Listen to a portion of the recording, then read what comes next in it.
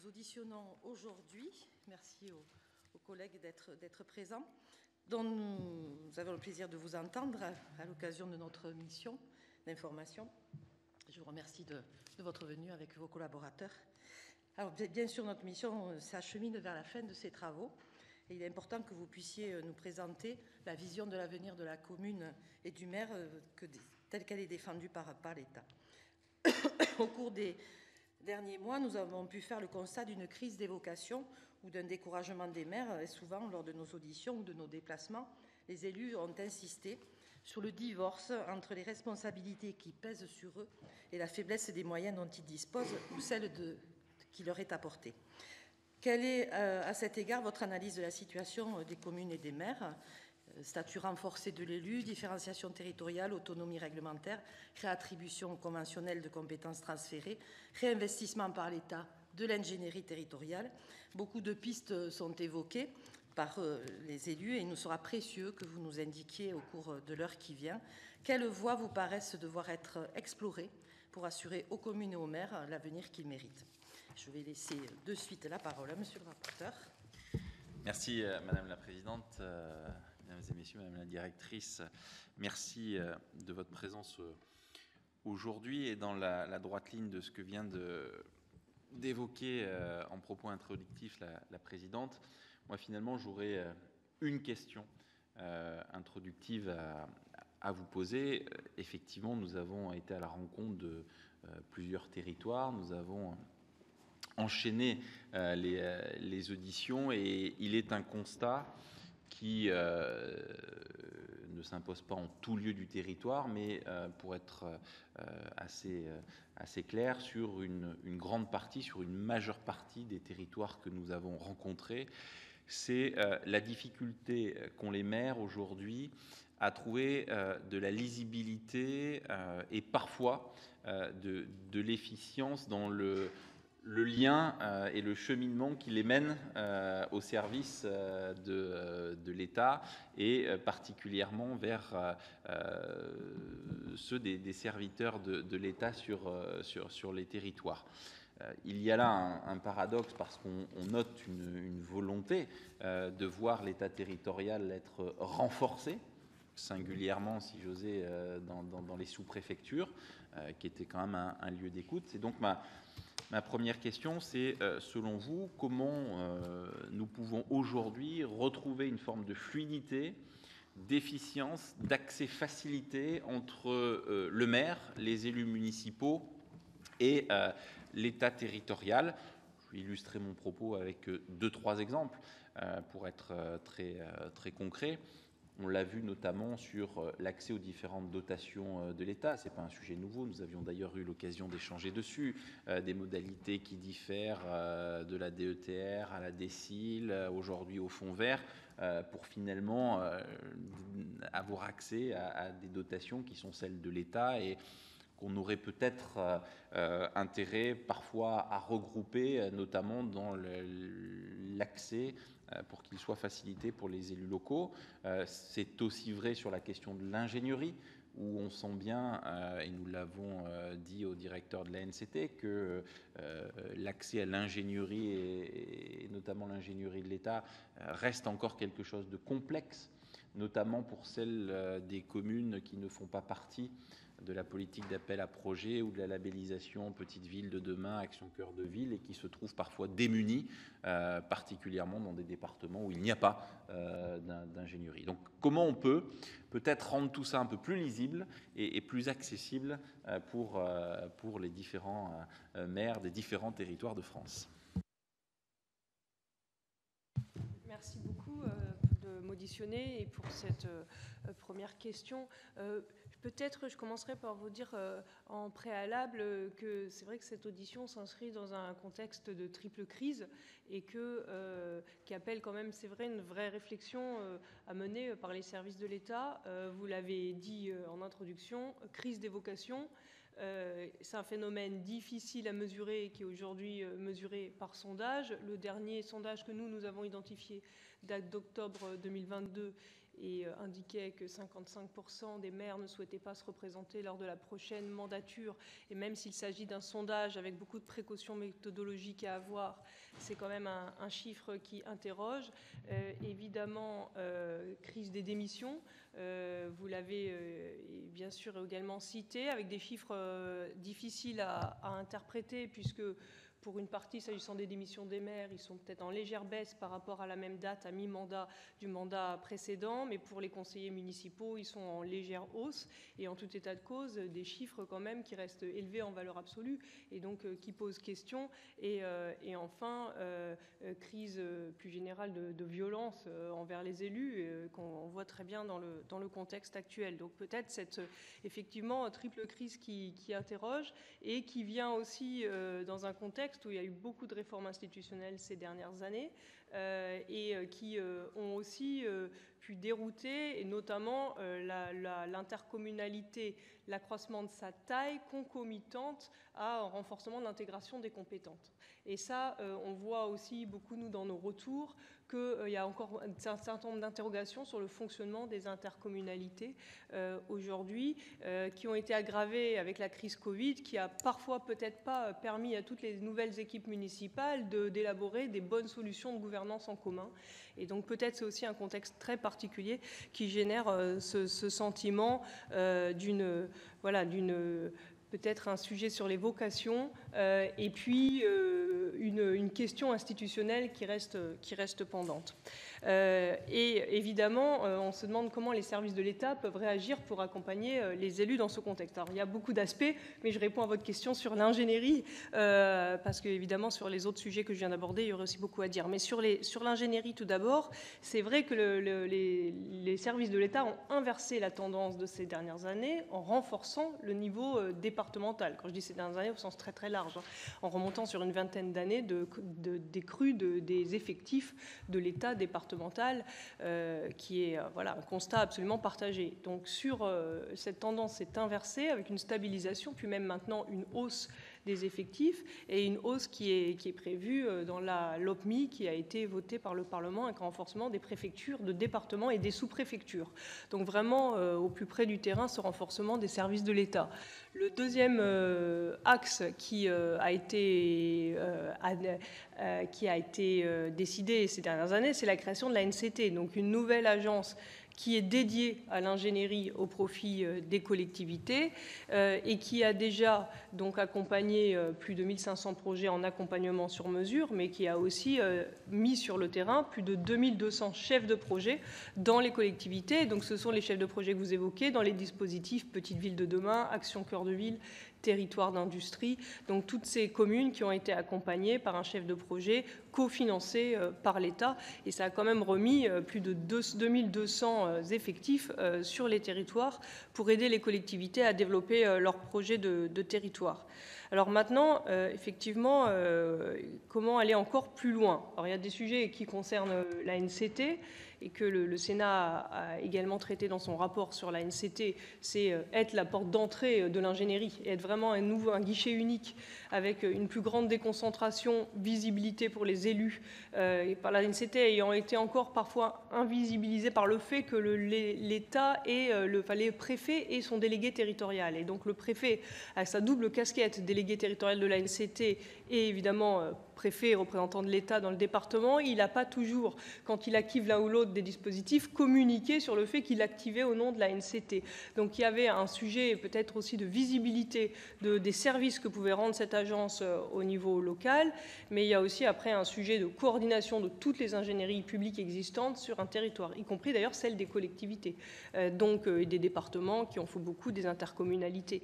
Donc là, nous, on pense que les comités locaux de la cohésion des territoires peuvent être un bon outil, qu'il faut aujourd'hui maintenant les renforcer, que les acteurs sont présents, puisque les collectivités sont représentées, tous les acteurs de l'ingénierie sur un territoire, mais qu'il faut leur donner un véritable rôle et demander aux préfets de les réunir, de les animer et d'en faire le lieu de la discussion, du partage des ingénieries existantes et aussi de la codécision de quelle est la bonne ingénierie à mobiliser sur les projets. Pour éviter aussi le reproche qui a parfois pu être fait à la NCT d'une substitution d'une ingénierie de l'État à une ingénierie locale qui était déjà existante. Et c'est aussi un écueil qu'il faut éviter pour ne pas affaiblir des structures locales qui fonctionnent bien et vraiment apporter une plus-value là où il y avait des défauts, des manques d'ingénierie, mais pas venir évidemment se substituer. Donc ça, c'est un premier axe de renforcement. Le deuxième axe de renforcement de l'action de l'État et de simplification, vous l'avez cité, c'est sur les dotations. C'est-à-dire qu'effectivement, aujourd'hui, avec la création du Fonds vert, il y a 3 dotations majeures qui viennent soutenir les projets locaux. Donc, on ne peut que s'en réjouir d'avoir 4 milliards d'euros qui viennent alimenter les projets des communes. Toutefois, ces 3 dotations, elles ont aujourd'hui des règles d'emploi différentes, des calendriers d'instruction qui peuvent être différents et des priorités différentes. Alors, les priorités différentes, tant mieux, parce que sinon, ça veut dire qu'elles seraient fusionnées et donc probablement un jour rabotées. Mais donc, c'est logique qu'elles aient des priorités différentes, mais il faut sans doute simplifier les procédures, les rapprocher, harmoniser les calendriers. Donc, nous, on est tout à fait enclin à prendre toute notre part à ce travail-là et à se rapprocher des administrations qui gèrent le Fonds vert pour pouvoir harmoniser toutes ces procédures et aller vers, là encore, à terme, un formulaire quasiment unique, enfin, pour que l'élu, pour que ce soit transparent, en fait, pour lui, et internaliser cette contrainte. Alors, qui peut s'expliquer par le fait que ce sont des mécanismes nouveaux qui ont été créés quand même très rapidement, avec des sommes très importantes et à effectifs constants. Donc, c'est aussi, voilà, je veux dire, j'ai aussi salué le fait que les services de l'État arrivent à répartir 4 milliards d'euros sans ETP supplémentaires sur cette mission dans des délais très courts, en instruisant un nombre de dossiers considérable.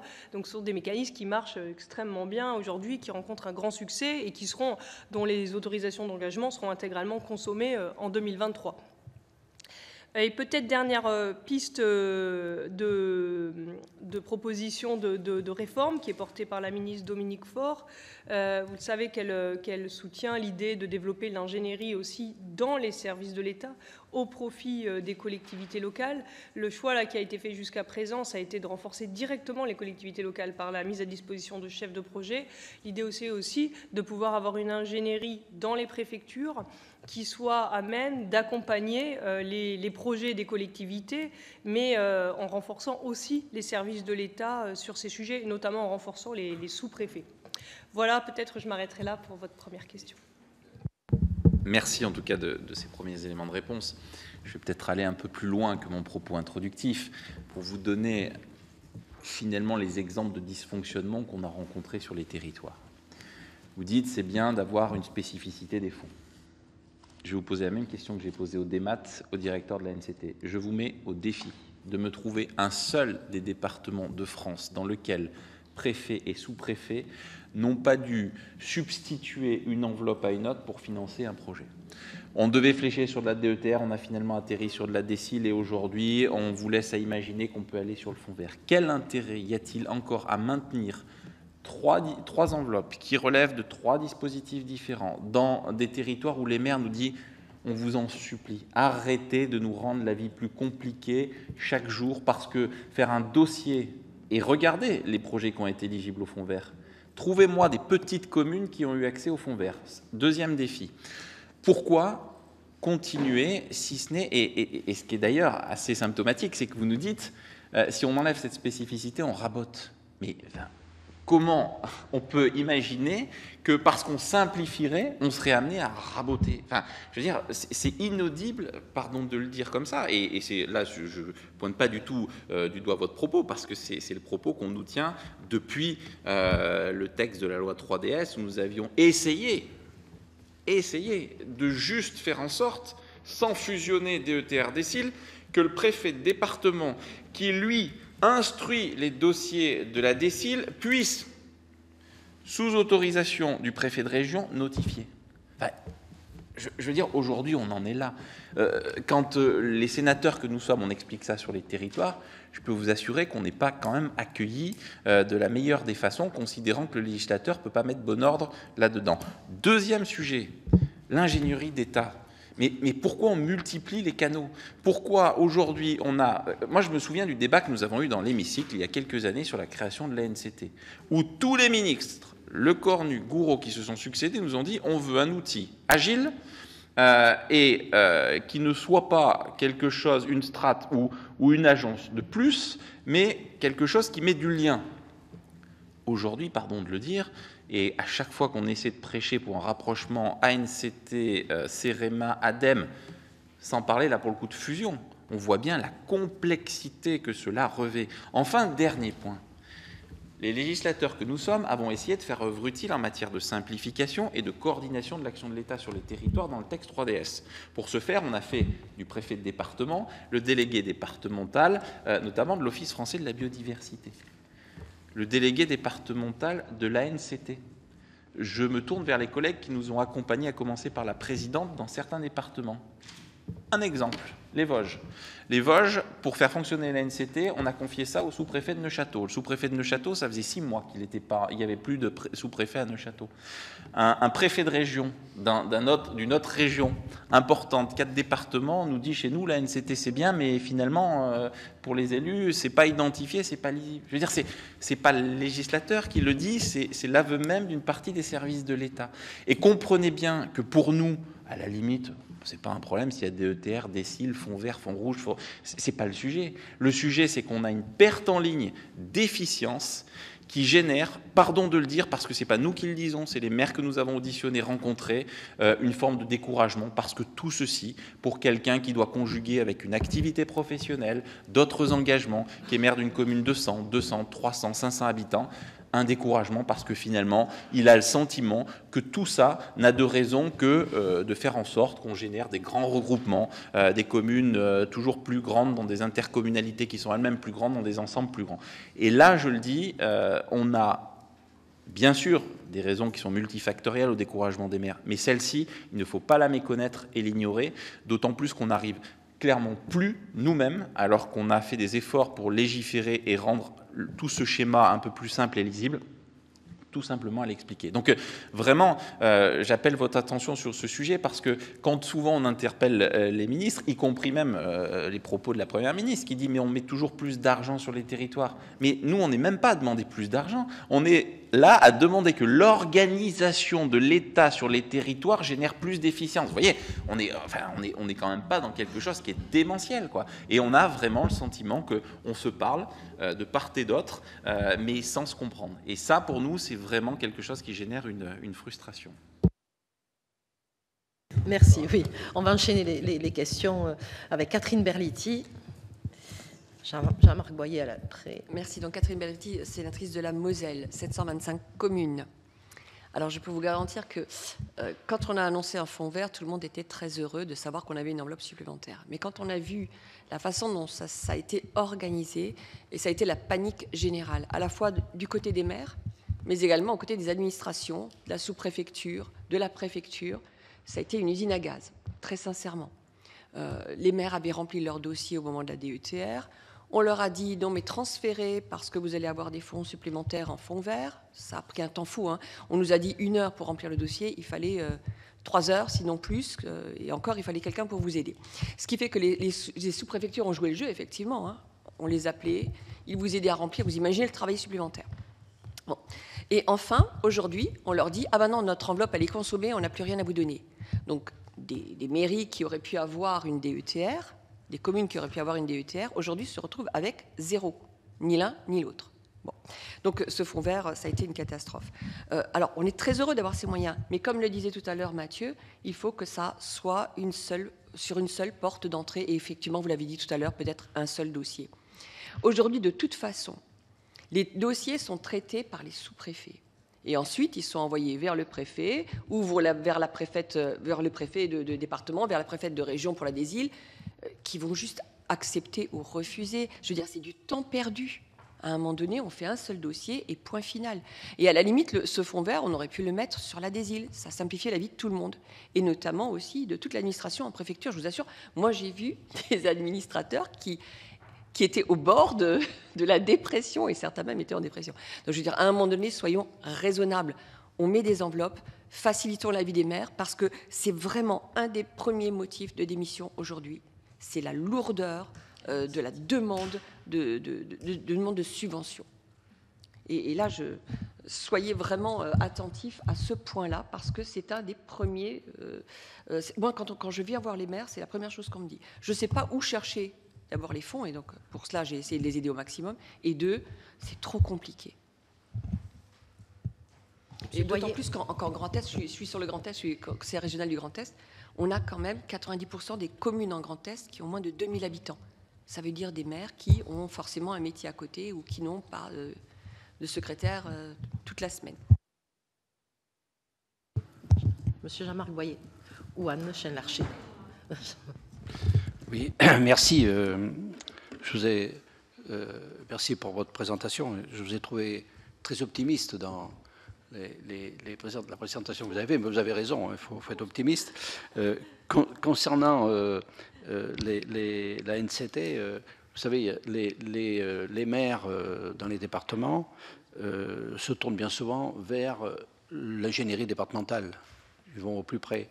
Et on a beaucoup de départements aujourd'hui qui ont mis en place un service d'ingénierie. Chez nous, dans le département du Puy-de-Dôme, je ne me suis pas présenté, c'est l'agence départementale d'ingénierie territoriale qui travaille directement avec les communes. Les communes payent une petite cotisation annuelle, mais qui est très intéressante parce qu'il y a un service qui est rendu par le département. Et ce service, il est venu en complément d'une désaffection des services de l'État à un moment donné qui n'ont plus existé ou auxquels il a fallu pallier. Je ne reviendrai pas sur ce qu'a dit le rapporteur tout à l'heure sur l'office, l'OFB, ni sur la DETR, parce que, bon, en tant que parlementaire, on est délégué, président ou coprésident de la commission DETR, mais on s'aperçoit que finalement, mis à part un avis ou une suggestion qu'on peut donner au sous-préfet, je veux dire, notre rôle efficace s'arrête là.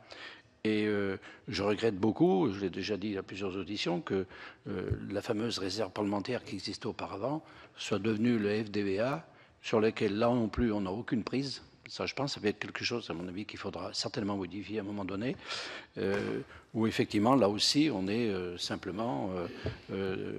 on avalise tout simplement les décisions qui sont prises par le représentant de l'État, qu'il soit sous-préfet ou que ce soit le préfet. Concernant la DETR, il y a une chose qui est... alors c'est vrai qu'il y a un manque de crédit pour satisfaire toutes les demandes de projets des communes, mais il y a aussi, il faut que les élus prennent leur part de responsabilité quelque part, parce que moi je m'aperçois que cette année, par exemple, on renvoie des crédits à l'État qui n'ont pas été utilisés, parce que ou les communes n'ont pas fait leur dossier, ou elles ont eu du retard, etc. Elles ne l'ont pas signalé, et donc on renvoie des crédits qui n'ont pas été utilisés, alors qu'il y a des communes qui attendent. Donc ça fait partie des choses aussi, peut-être qu'il faudrait essayer de faire en sorte et d'arranger. Mais moi, je crois qu'il y a deux choses. Il y a deux sortes de maires depuis les dernières élections.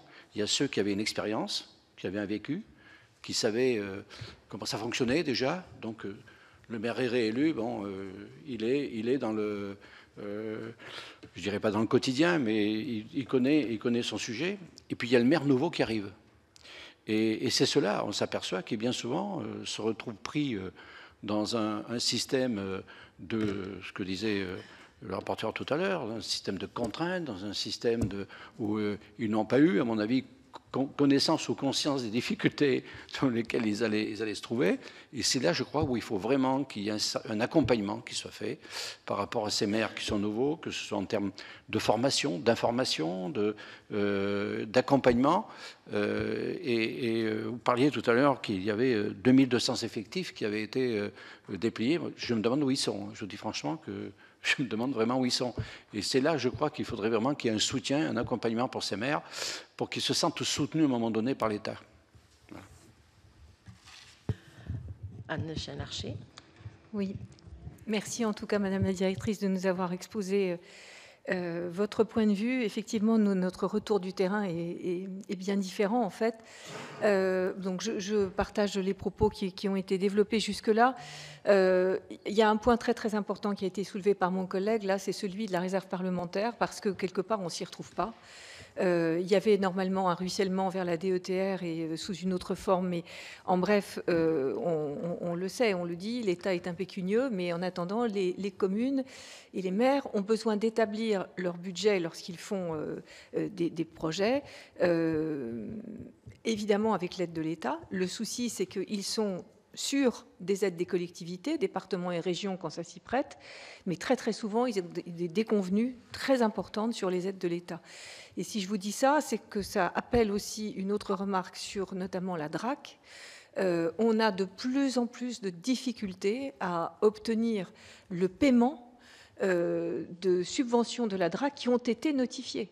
Et quand les maires ont les entreprises qui frappent à leur porte tous les jours parce que les travaux ont été effectués et qui a des factures de l'ordre de 120 000, 130 000 euros quelque part, quelquefois, c'est vraiment impossible. Donc, il y a ce sujet de la DETR, de la DSIL, bien sûr des notifications, du fonds vert qui reste une nébuleuse.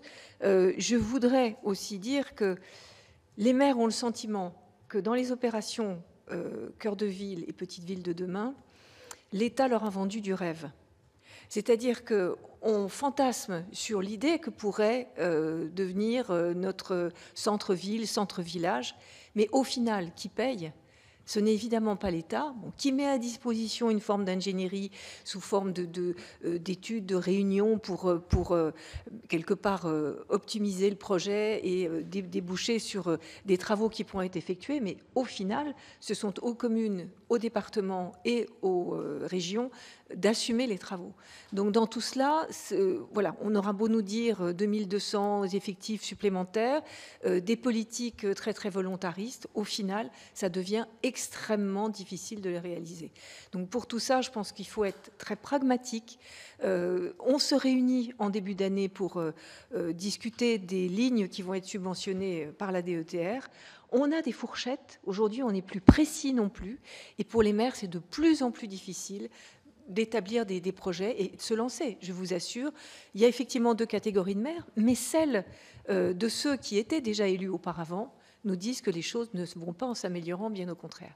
Et dernier petit truc, la suppression du corps préfectoral au mois de janvier 2023 et les conséquences, j'aimerais bien vous entendre tout de même sur ces conséquences qui sont inévitables et qui seront perçues par les territoires quand les préfets partiront et que ce seront venus d'autres ministères qui vont prendre la place.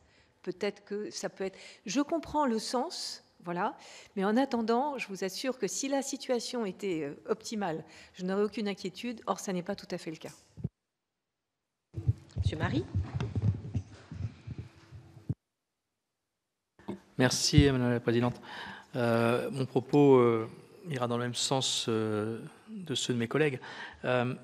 On est, pour partie, et l'État aussi, victime d'une concordance des temps, avec le renouvellement des conseils municipaux qui ont amené un certain nombre de nouveaux élus en situation.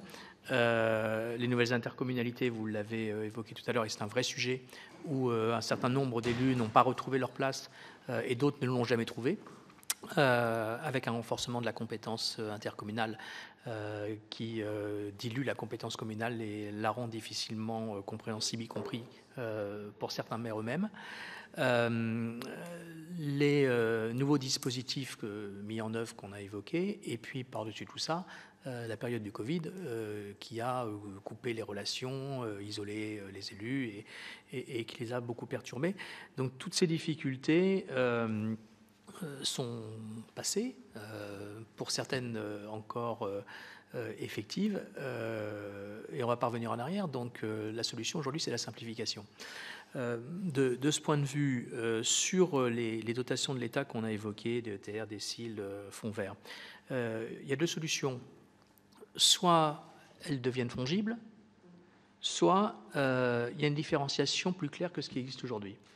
Faute de quoi, on assiste à tout ce qui a été mentionné et que moi je connais aussi dans mon département, du bricolage, des élus qui ne savent pas à quelle dotation ils sont éligibles, un sous-préfet qui explique au maire, écoutez, si vous n'avez pas de DETR, c'est pas grave, on va essayer de vous arranger le coup avec de la DSIL ou avec du fonds vert, et au final, plus personne ne sait à quoi ça sert. Donc, il y a un besoin de clarification sur ce point, de la même façon qu'il y a un besoin de clarification sur l'ingénierie. Vous l'avez évoqué, et espérons que ça se mette en place rapidement, il faut que les services de l'État en proximité et les sous-préfectures puissent être renforcés. Moi, j'ai vu une des plus grosses sous-préfectures de France, à Dieppe, se vider de ses effectifs avec une incapacité totale de répondre aux sollicitations de près de 270 communes. Donc là, il faut que le maire, bon, il appelle le sous-préfet, mais le sous-préfet n'est pas omniscient et omniprésent, puisse avoir quelqu'un au bout du fil pour être renseigné sur comment il doit s'y prendre. De la même façon, on a besoin de simplifier les relations et de clarifier les relations entre l'ANCT et les agences de l'État, mais aussi avec les agences territoriales. Moi, dans mon département, lorsque j'étais président de département, j'ai mis en place une agence départementale d'ingénierie sous forme d'un syndicat mixte. Bon, ça fonctionnait bien, l'ANCT arrive, les gens ne savent plus à qui s'adresser. Et le département lui-même a des difficultés pour savoir s'il doit maintenir ou pas son dispositif. Dans l'état actuel des choses, il le maintient, mais demain, est-ce que ça sera nécessaire ou pas? Enfin, sur les dotations, moi j'appelle votre attention sur la multiplication des appels à projets qui rendent les élus un peu fous. D'abord, si vous êtes dans une commune moyenne ou importante, vous avez à la fois les moyens d'ingénierie propres qui vous permettent de déceler l'appel à projet, parce que déjà, il faut savoir qu'il existe. Ensuite, éventuellement, de répondre aux sollicitations pour pouvoir en bénéficier. Mais tout ça, c'est quand même de la mise en concurrence entre les territoires. Et ça devient problématique dans nos territoires. Ceux qui n'en ont pas les moyens passent à côté.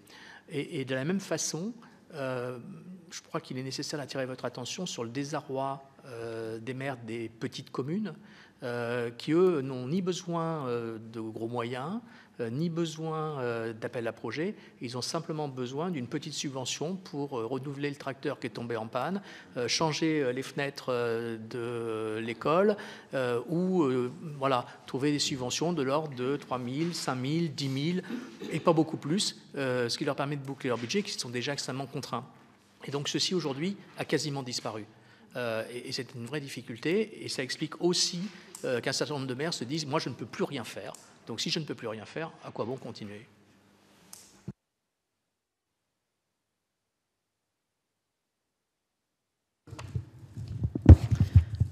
Pour terminer, Cécile Kukierman. Oui, merci.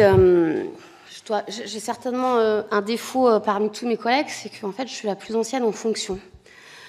Et donc inévitablement, cette question aujourd'hui de l'engagement des maires, elle se pose avec acuité comme jamais dans d'autres périodes à mi-mandat, où l'on a toujours connu, plus ou moins effectivement à mi-mandat municipal, des élus qui s'interrogent sur la capacité à repartir ou pas. Aujourd'hui, et ce n'est pas simplement une question de ressenti, nous avons d'ores et déjà à mi-mandat un certain nombre de démissions. Alors, vous l'évoquiez certainement pour des raisons diverses, mais qui en tout cas doivent toutes, et quelle qu'en soit la raison, nous inquiéter. Parce qu'il me semble aussi que nous avons pour le coup tous en commun la volonté d'affirmer et donc de tout mettre en œuvre pour le fait que la République ne fonctionne pas sans les maires et sans les élus locaux. Et que donc ce n'est pas qu'un petit sujet. Voilà. Et face à cette situation, il y a deux écueils. Des propos vous ont qualifié de propos très optimistes. Je pense que le premier écueil, ce serait l'hyper-optimisme. Le deuxième écueil serait très certainement l'hyper-pessimisme et de se dire qu'il n'y aurait rien à faire et que nous serions face à une fatalité qui pourrait nous dévorer d'incapacité à agir d'ailleurs, donc qui serait dangereuse. Je crois qu'il y a aussi, et très certainement dans l'explication de cette période, le fait que les maires, finalement, sont à l'image des Françaises et des Français, ce qui est plutôt rassurant, et que donc la vocation de l'engagement que l'on retrouve dans le monde associatif, dans l'ensemble de la fonction publique en général, était aussi présente chez les maires. Je mets ça en préalable parce que, bien évidemment, les propos, y compris les propositions et les remarques que font mes collègues, je crois qu'il faut les inscrire dans cette dimension-là. On peut penser que c'est bien ou pas bien, mais oui, aujourd'hui, face à cette crise de l'engagement, il faut donc sécuriser déjà l'engagement qui existe et donner à d'autres demain l'envie de s'engager. Et que la spécificité des fonds, peut-être que d'un point de vue très théorique, c'est justifiable et défendable. Mais aujourd'hui, c'est une difficulté énorme. Peut-être que la présence d'une ingénierie sous différentes formes, qu'elle soit parfois de la NCT, parfois de ce qui reste dans les préfectures et les sous-préfectures, et je vous prends au mot dans ce que ce sera demain avec le réarmement de l'État dans les territoires, il n'en demeure pas moins qu'aujourd'hui, il y a une forme d'illisibilité qui décourage, et qui décourage des nouveaux maires et qui décourage les anciens maires. Le pire étant bien évidemment les anciens, parce qu'ils comparent à ce qui existait avant. Et que vous n'avez pas chez les nouveaux maires le regret de l'ancienne DDE quand vous l'avez bien évidemment chez les anciens. Et donc je crois qu'il faut en tout cas y faire attention. Et que finalement cela invite à repenser réellement le rôle de l'État dans sa capacité à se déconcentrer pour sécuriser cette décentralisation qui est importante. Moi, il me semble que donc il y a besoin d'une plus forte présence en nombre, d'une plus forte présence en qualité. Quand je dis ça, ça ne veut pas dire que les agents de l'État aujourd'hui présents seraient des incapables, hein, attention, mais dans cette capacité à être au quotidien et pas simplement sur un droit de tirage, en capacité d'accompagner ces élus qui ne passeront plus leur week-end entier à faire des choses qu'ils faisaient avant. Et que donc, oui, l'ingénierie, aujourd'hui, elle devient nécessaire. Et qu'on sait aussi qu'à l'inverse, dans un certain nombre de communes, il n'y a pas de nécessité à avoir un employé communal qui maîtrise cette ingénierie. Et donc, je crois qu'on est là sur un équilibre très juste. Puis je terminerai sans aucune polémique. Nous n'ouvrirons pas les débats ici. Mais si, je pense que parfois, il faut savoir revenir en arrière. On l'a fait très légèrement avec engagement et proximité en s'attaquant aux fameux irritants de la loi NOTRe. Je crois que oui, effectivement, ces lois ont fortement fragilisé, pour diverses raisons d'ailleurs, la place des communes. En tout cas, elles ont amené un certain nombre d'élus à s'interroger sur l'efficacité et l'utilité de leur engagement. Et en fait, c'est dur de s'engager, mais quand on pense que de toutes les façons, ce que l'on va faire ne sert pas ou est devenu impossible parce que l'intercommunalité décide à la place, ou parce que l'État n'est plus là en amont pour nous aider à mettre en œuvre ce qu'attendent la population, mais pour nous dire que ce que l'on a construit n'est pas possible, et bien effectivement là, nous aggraverons et collectivement la crise de l'engagement demain. Et ça, je crois que c'est une inquiétude en tout cas que nous devons avoir et sur laquelle nous devons continuer de travailler très fortement. Et donc ça passe, oui, par des moyens financiers, ça passe par des moyens humains, ça passe aussi par la capacité à redonner du pouvoir, non pas pour renforcer des barons locaux, mais à redonner du pouvoir, parce que le pouvoir de faire, c'est le pouvoir de répondre aux attentes d'une population fragilisée aujourd'hui. C'est le pouvoir de fédérer des équipes sur des projets, parce qu'il y a cette satisfaction du projet réalisé et bien mené. Et c'est le pouvoir d'être en capacité d'expliquer un certain nombre de décisions. Après, elles plaisent, elles ne plaisent pas, elles sont contestables. Mais ça, c'est la démocratie. Mais une fois, tant qu'on peut, il n'y a pas de souci. Mais en tout cas, de pouvoir faire. Et ça... Et je le dis parce que moi j'ai beaucoup compris d'élus, je suis frappée en quelques années, qui quasiment n'ont plus accès à un certain nombre d'informations de grandes entreprises, notamment en matière de téléphonie par exemple, de grandes administrations, en matière de transport ferroviaire, où avant un maire, quelle que soit la taille de sa commune, il faisait un courrier, il appelait, il avait des réponses. Aujourd'hui, il n'en a pas. Et comme ils me disent tous, mais la question n'est pas qu'on me dise que c'est possible ou pas possible, mais quand il n'y a plus de téléphone, là, on ne leur répond plus. Alors, vous pourriez me dire, c'est très bien, en tant que sénateur, on fait un courrier derrière, nous on nous répond, on transmet au maire, le maire pense qu'on est des vedettes alors qu'on a juste fait un courrier. Voilà, j'ai pas de souci. Mais je pense que quand même cela montre un certain dysfonctionnement et renforce en tout cas ce sentiment d'impuissance qui n'est pas sain. Merci. Alors, je rebondis sur ce que vient de dire Cécile Cukierman sur les effectifs. Je pense qu'on a vu s'amenuiser au fur et à mesure les effectifs de l'État local, de l'État départemental, et c'est aujourd'hui qu'on en mesure un peu les effets. Le DEMAT, l'autre jour, nous disait on a perdu 4700 équivalents temps plein de 2010 à 2020 sur l'État local. Et petit à petit, bien entendu, l'État local a dû se recentrer sur le réglementaire et non plus sur l'accompagnement. Et c'est ce qu'on entend aujourd'hui des maires qui nous disent qu'ils ne sont plus accompagnés et conseillés comme ils l'étaient auparavant. Alors bien sûr, cette perte d'effectifs aussi, elle occasionne une reconcentration des services automatiquement, avec bien sûr des responsabilités qui sont recherchées plus haut. Moi, pour cela, je pense qu'il faut retrouver bien sûr des effectifs sur les territoires, mais aussi de la souplesse et de l'agilité, notamment refaire confiance aux préfets. J'ai donné l'autre jour l'exemple, j'étais en commission départementale d'attribution du fonds de la vie associative et de la jeunesse, numéro 2, donc l'enveloppe départementale, pour donner 200 € à une association pour un petit festival. Cette enveloppe, elle remonte au préfet de région, qui doit donner, lui, son accord après que l'État, le préfet du département ait fait la répartition. Enfin, je trouve que ça, c'est un peu dommage de ne pas retrouver un peu de souplesse et d'agilité au niveau des préfets et des sous-préfectures. Le dernier point que je donnerai aussi, c'est la cohérence avec les autres financeurs publics. On a perdu aussi ce lien que les financeurs, les cofinanceurs avaient sur les territoires. Et il faut retrouver aussi cette cohésion avec les autres financeurs que sont le département ou la région, voire les fonds européens. Mais ça aussi, derrière, c'est chacun qui a repris un peu ses billes et qui a son petit précaré. Et on arrive à des choses localement où moi, je suis conseillère départementale. J'ai une enveloppe confiée par le conseil départemental pour l'action locale. Ça s'appelle le fonds d'aménagement rural. Je le distribue à l'échelle de mon canton. Et avant de le distribuer, je vais voir le sous-préfet pour savoir, lui, ce qu'il a mis en DETR pour pas qu'on ait des surfinancements à un certain moment qui tomberaient automatiquement quand on examinerait les dossiers. Donc voilà, on s'organise comme ça, mais ce n'est pas institutionnalisé. Et je pense qu'un guichet aussi des cofinanceurs serait utile.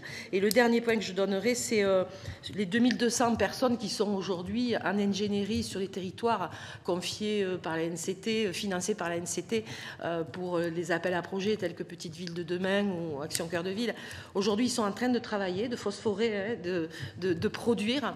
Et il ne faudrait pas que demain, on abandonne les élus en pleine campagne en leur disant il n'y a pas de financement pour les projets qu'on a mis en place. Alors, il y aura toujours la DETR, la DECIL et le fonds vert, mais ça nécessiterait aussi une réflexion sur la non-déception qu'il faudra, l'attention particulière qu'il faudra avoir sur tous les projets qui ont été mis en place par cette ingénierie et produits par cette ingénierie locale. Vaste sujet pour répondre. Je commence peut-être par la fin pour répondre à toutes les interventions, pour revenir sur le sujet de l'ingénierie. Vous avez complètement raison, on est aujourd'hui revenu un peu au milieu du gué dans le sens où on a décru les effectifs de l'État depuis des années et puis on a ces dernières années remis avec les programmes qui ont été initiés à la création de l'ANCT et portés sur vraiment des programmes territoriaux partant des projets des élus. On a mis des chefs de projet cofinancés par l'État permettant aux élus de développer leurs projets et après d'avoir avec des comités des financeurs un certain nombre de projets financés et une meilleure action concertée de tous les financeurs sur un territoire. Cette idée-là, effectivement, elle a très bien marché. Et d'ailleurs, moi, je me permets un peu de m'inscrire en faux sur ce qui a été dit sur Action Cœur de Ville, dans le sens où mon retour à mon modeste niveau, c'est que les 234 maires qui font partie du programme en sont très contents. Alors évidemment, peut-être ceux qui ne sont pas dans le programme moins, mais il y a quand même 3 milliards d'euros engagés sur les 5 milliards qui étaient prévus sur la période et qui continuent à se dérouler, qui sont 3 milliards de crédits réels. Et évidemment, les communes cofinancent et les intercos leurs projets. Mais c'est sûr, Madame la sénatrice, qu'il y a un financement par les collectivités de leurs propres projets, mais avec 3 milliards des partenaires de la Banque des Territoires, de l'ANA, de l'ANRU et de tous ceux, et bien sûr de la DECI, de la DETR, dans tous ces projets-là. Donc c'est vrai qu'il y a quand même beaucoup de moyens publics qui ont été remis. La difficulté, c'est qu'ils ont été remis sur certains territoires aujourd'hui, les bourgs-centres, les petites villes, et avec un sujet sur un maillage plus fin qui est posé aujourd'hui sur vraiment la ruralité, comment accompagner ces territoires et qui ne sont pas dans ces programmes Petite Ville, Action Cœur de Ville ou Territoire d'Industrie. Donc une vraie question. Et puis après, une question un peu de est-ce qu'il faut remettre des effectifs dans les collectivités ou est-ce qu'on n'est pas allé un peu loin dans cette voie au détriment des services de l'État qui eux-mêmes n'ont plus les moyens d'accompagner.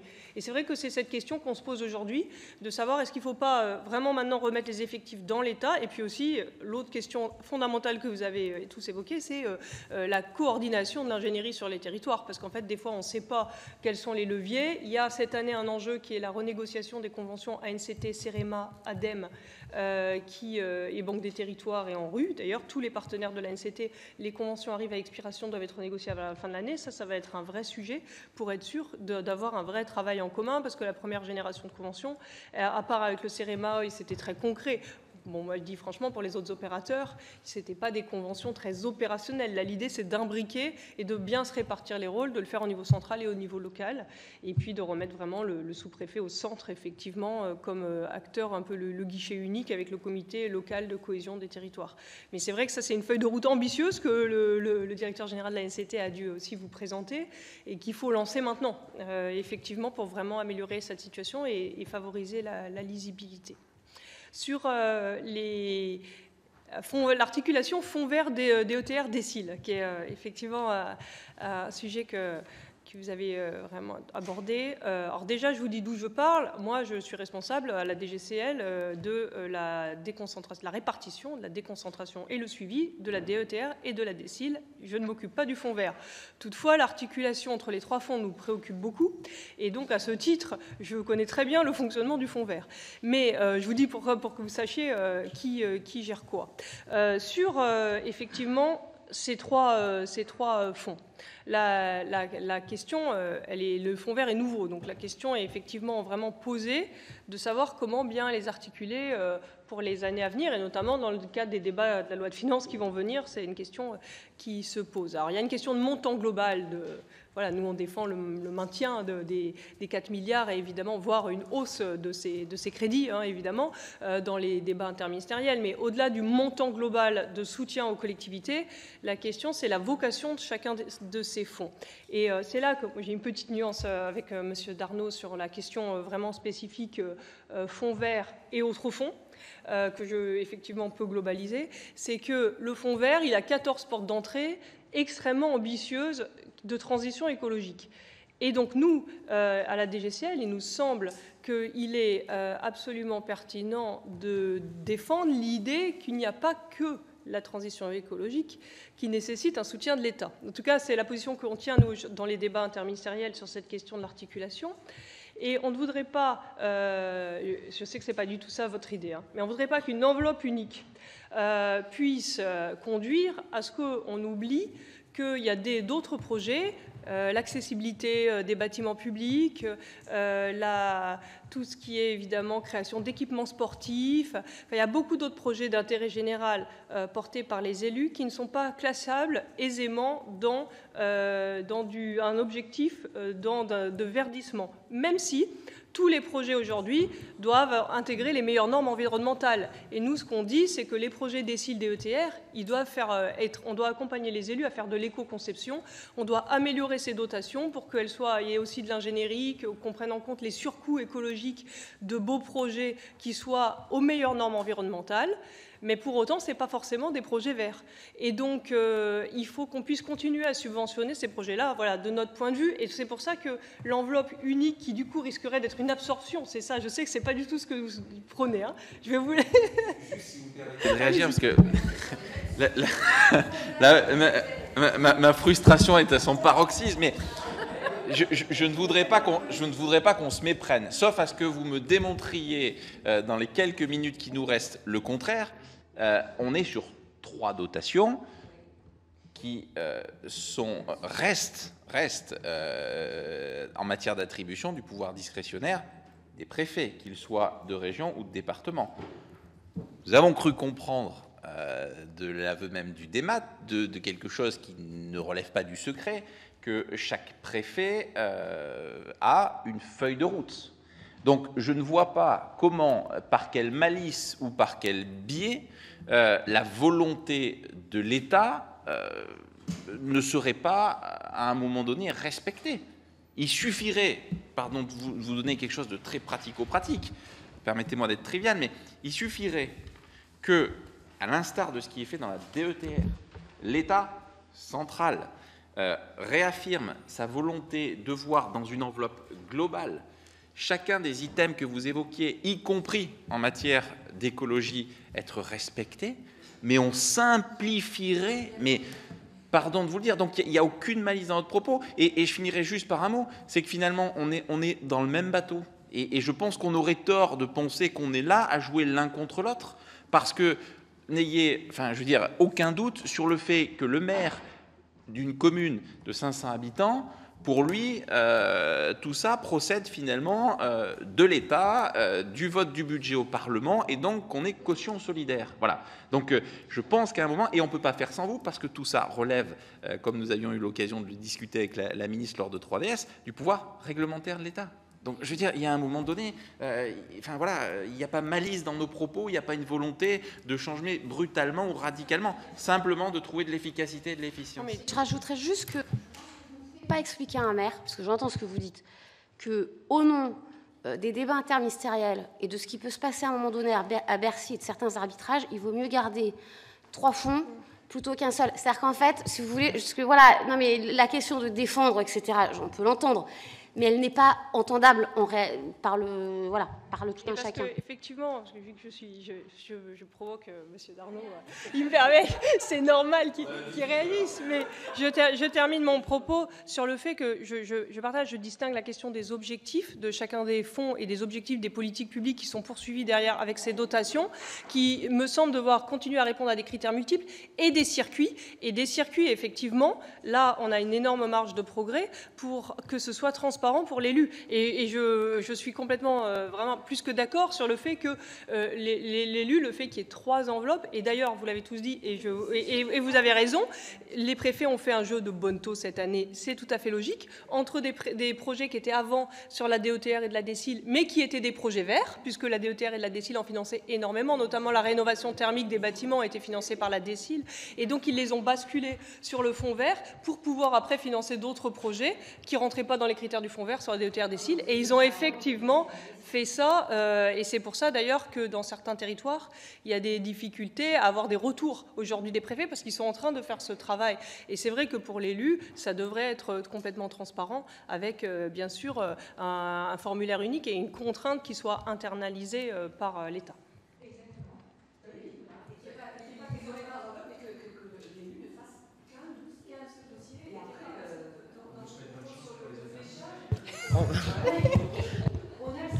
Si vous avez...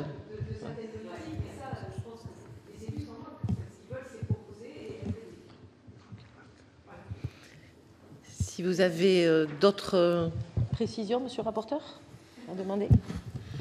Non, si, juste un dernier petit point, mais alors là, ça concerne plus le travail législatif, mais dont on sait et dont on a toujours eu à cœur de le préparer et de vous associer aussi en amont à ce travail. Il me vient à l'esprit un sujet qui se rappelle à nous au travers différentes propositions de loi, qui est celui de la question de l'eau et de l'assainissement. Je ne vais pas parler du fond du sujet, on en parle suffisamment ici même, mais de ce qui procède et ce qui malheureusement fait qu'on en arrive à relégiférer et revenir sur la question de la subdélégation.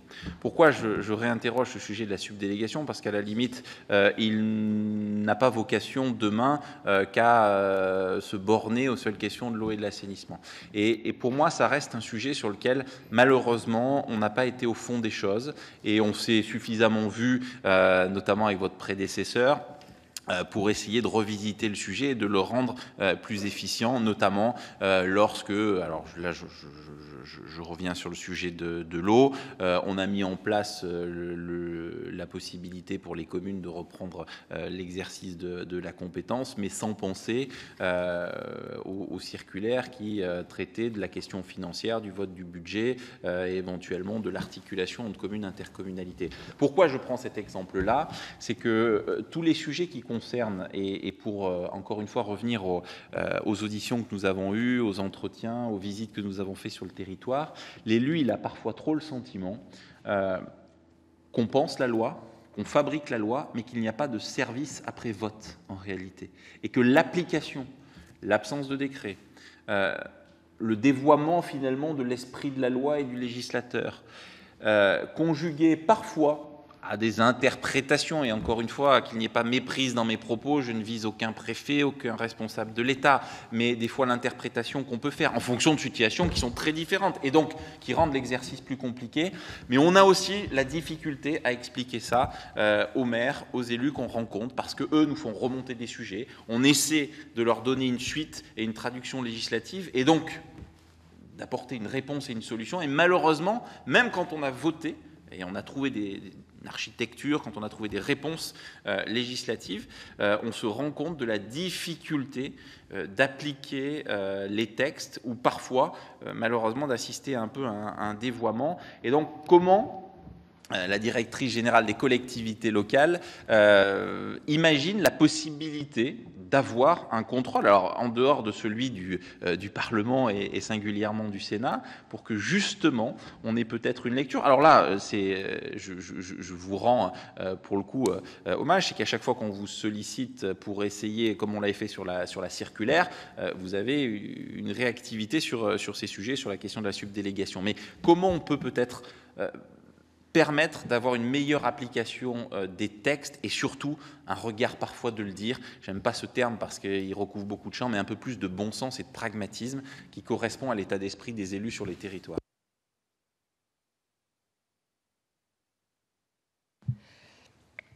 En fait, effectivement, l'enjeu, c'est que des sujets d'application nous remontent avec des cas concrets. Et il est vrai que nous, très quotidiennement, on est saisi par les préfets de difficultés d'interprétation des textes, qu'on regarde concrètement avec eux et avec les élus, souvent directement, quel est le projet à porter, et on donne l'interprétation qui est la plus facilitante. Il nous semble que c'est complètement notre mission, or dans le respect du droit, mais quand la volonté du législateur était claire, quand un projet en dépend, on donne systématiquement l'interprétation la plus facilitante. La difficulté, c'est qu'après, tous les projets, toutes les questions ne nous remontent pas. Donc, c'est vrai que les préfets sont au courant qu'ils peuvent saisir les administrations centrales pour avoir des lectures des textes quand il y a des éléments bloquants. On donne aussi des instructions qui nous permettent souvent d'apporter quand même de la souplesse et notamment beaucoup de pragmatisme dans les mises en œuvre financières, parce que c'est souvent là qu'il y a des difficultés ou que les DDFIP ne sont pas toujours armés pour quand les dispositifs sont nouveaux. Et plus spécifiquement sur le sujet de la subdélégation, c'est vrai qu'il y a eu beaucoup de questions au début. Aujourd'hui, on n'a pas de retour sur combien de subdélégations ont été réalisées. Alors en fait, sur la question de l'eau, c'est assez logique qu'on ait peu de retours parce qu'a priori, elle avait vocation plus à s'appliquer à partir de janvier 2026. Et donc c'est là que les subdélégations, si la loi reste telle qu'elle est, entreront en vigueur. Et donc il y a un enjeu, en tout cas, de vraiment accompagner dès maintenant pour que le système soit le plus facile possible. Et donc voilà, moi je vous redis, mais vous le savez, mais mon ouverture totale à travailler sur ces sujets avec vous et sur tout sujet que vous identifiez où on peut avoir une interprétation qui facilite ou qu'on peut donner, faire des foires aux questions, des circulaires, des consignes au préfet pour appliquer les choses de manière la plus souple possible. Merci beaucoup pour votre disponibilité et pour vos éclaircissements. Et puis, chers collègues, question au gouvernement maintenant. Merci Madame la Présidente, merci beaucoup à vous, Madame, Messieurs les sénateurs.